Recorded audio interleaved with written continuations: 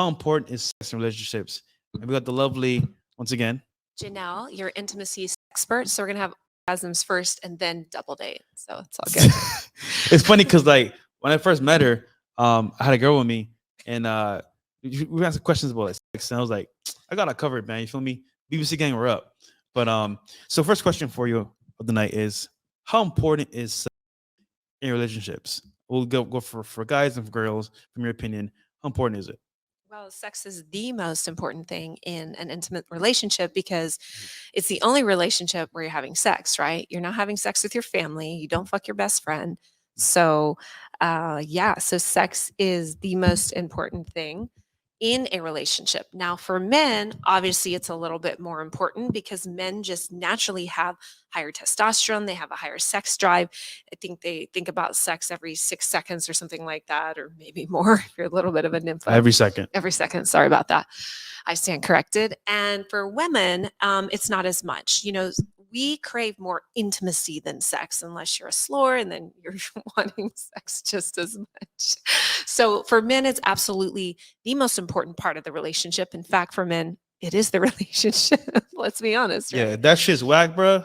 I'm sorry to say, we gonna dip.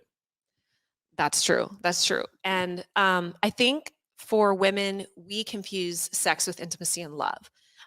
For a lot of women, we think, oh, what can I say on YouTube? Shit. You can say I anything. can say, This I can is say this fuck, is right? this is literally like a chill, cool Okay. environment. You can say Okay. whatever you want. Okay. So, oh, he's fucking me. He must love me. But that does not actually mean that. Sex for men is just like, trying on a pair of shoes and then taking them off and trying on another pair.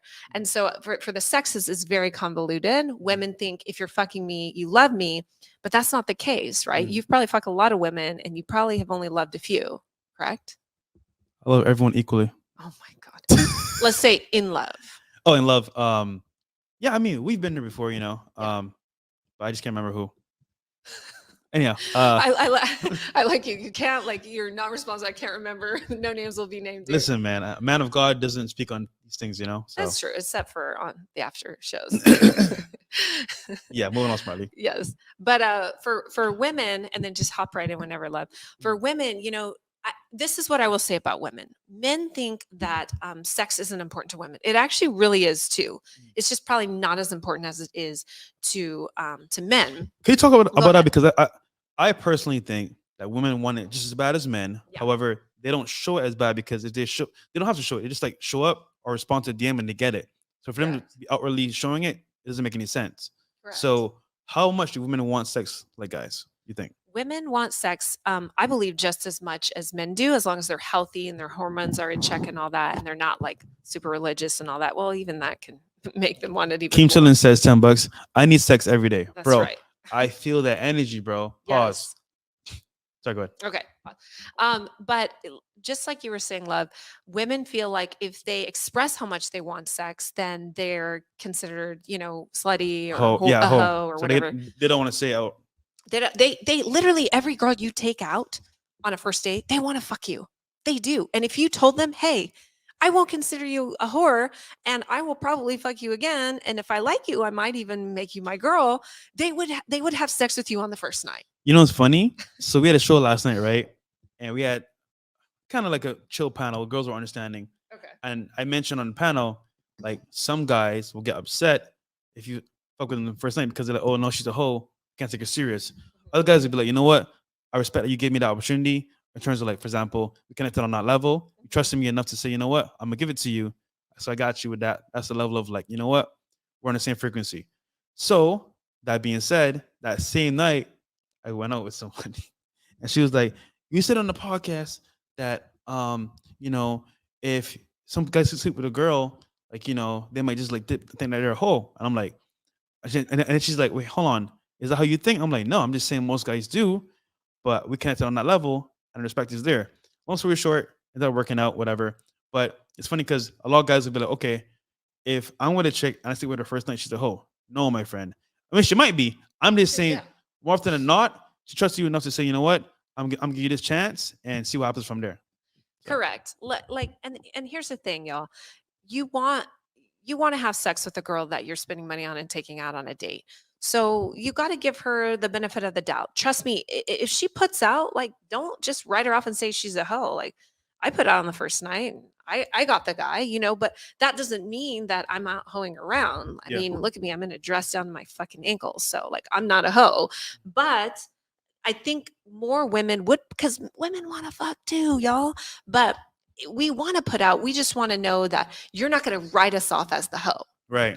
So Right. give her a chance. If she's a hoe, you'll find out very quickly. This is why sometimes, like, I'll go on a date and, like, I don't get the first night. I'm not mad because, like, maybe it might be like insecurities, or maybe, like, she's not there yet. But, like, I do understand that some girls don't want to be seen as a hoe, so I get it. We got here. Corey M. $10 says, "Love the new chain and little vlog earlier. Shout out to BBC gang, all inclusive over here." Yeah, bro. White, Asian, doesn't matter. Indian, it's a mindset. Bigger, better confidence. There you go. Cool. So, question for you: in your opinion, right?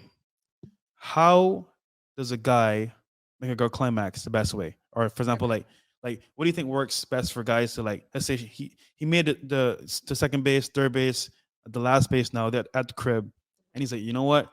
I want to show her a good ass time, make sure that she's never gonna forget me. How to make her come the best way? Okay. From the from the yoni. From the yoni. And There I you go. like that you remember that. Yeah, You're such a good student. A plus for you. Have you ever heard that before? No, just like, Oh God, here we go. this is a long answer because y'all are going to hate me, but you'll just have to have me back on next time as well. You know, every woman is different. And that's why it's so confusing. And so, like, I feel for y'all because y'all have to deal with so many different women, so many different yonis. Their cervix changing depending on the time of the month. G spot might not be in the exact same position at what, because everything's shifting according to a woman's hormones and cycles. So y'all have to learn a lot of stuff. For women, we just have to wrap our mouth around the eggplant. That's it. It's not that freaking hard to give good head these days. If you're having trouble with this, women, like, it's tough. Trust me. Is it? They don't know what they're doing. Oh my gosh! Like, I have to teach everyone everything these days. Everybody. So yeah, like, I'm actually, quite good, but it's like, you gotta love it. You gotta love the lingam. And I love the lingam. So you can tell if a woman's not into it, if she's just doing it like to pay her dues. Like, oh, I gotta do this. Yeah. So that's the first step. But back to the women and climaxing. So y'all have a lot on your plate. And I feel for you for that. With that being said, I think the first thing you can really do is you can do some oral. I think most women, it's a safe bet. Even though, I'm sorry, y'all, like 30 some percent of women aren't climaxing at all. So it's not your fault. And another 70 some percent of women only climax through clitoral stimulation. So I want you. Wait, Yeah. so you want guys to eat the box? Well, or I forgot, a lot of guys don't do that. Shoot. You can use Hold on. fingers as well. I'm sorry, y'all. Hold on. I forgot. I forgot what audience I was talking to here. My bad.